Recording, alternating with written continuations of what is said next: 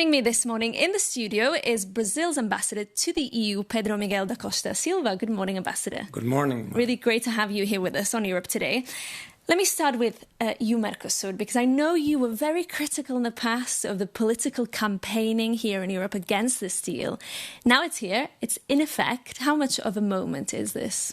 Well, it's a fantastic time to be in Brussels. Now, finally, we have the agreement, and my hope is that all the noise that surrounded this deal will go away progressively as the deal kicks in and the benefits kick in.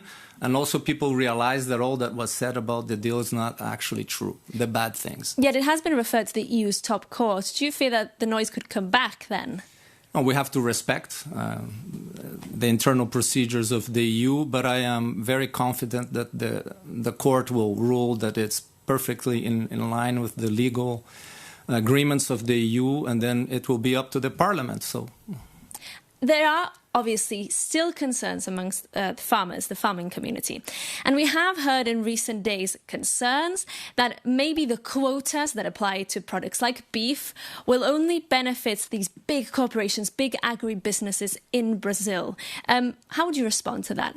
Well, I think that the European farmers are going to have a lot of benefits with this agreement. Nobody talks about this, so I think it needs to be recalled. And the other thing is that the participation that we have in this market, both Brazil and the other Mercosur countries, is complementary to EU agriculture. It's coffee, it's soybeans, products that are inputs for European farming and for European industry. So I think there's a lot of disinformation going on. On the issue of the quotas are managed by both sides. Okay. So I think, and the EU has a lot of experience. I see no problem there, and I think people are going to realize they come in progressively.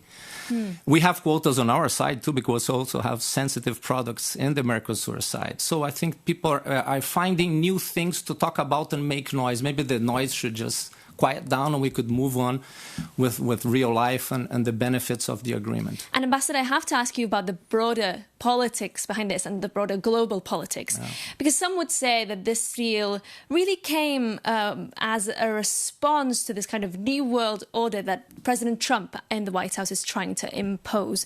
Would you say that that's true? I would say that the deal was built on multilateralism, on the idea of cooperation, on the idea of dialogue, of working together. So it's a very strong signal about what the Mercosur countries and Europe stand for. So that would be my Yet response. Multilateralism is in decline. We're living in a very different world. I know that your president, Lula da Silva, was recently in Spain, also visited Germany, but was in attendance at this big conference of left-wing leaders in Spain with Prime Minister Sanchez. Do you see that as this kind of response to Trump, as this hedge against the new world that Trump is trying to impose? I think that for countries like mine, rules are fundamental. We helped building them together with European countries and with the United States, and we're going to stand by them because rules are fundamental to organized international life. So it's not a question of politics; it's a question of the long run. And on that, to close, what you just said there reminded me a little bit of what Mark Carney was saying yesterday when he attended the European political community in Armenia. He said that when the international order is rebuilt, that he believes it will be rebuilt out of Europe. Do you agree? And does that mean that Brazil could look to join such fora and work closely with European nations? I think that if we're going to rebuild something, it has to be rebuilt by everybody. Europe will have an important place at the table, but you'll need to have all other voices speaking. If you want a really functioning and durable new order, it needs to take everybody's views into account. So I think that Europe has a place, but I'm not convinced that it will be built from here. It has to be built from all different places.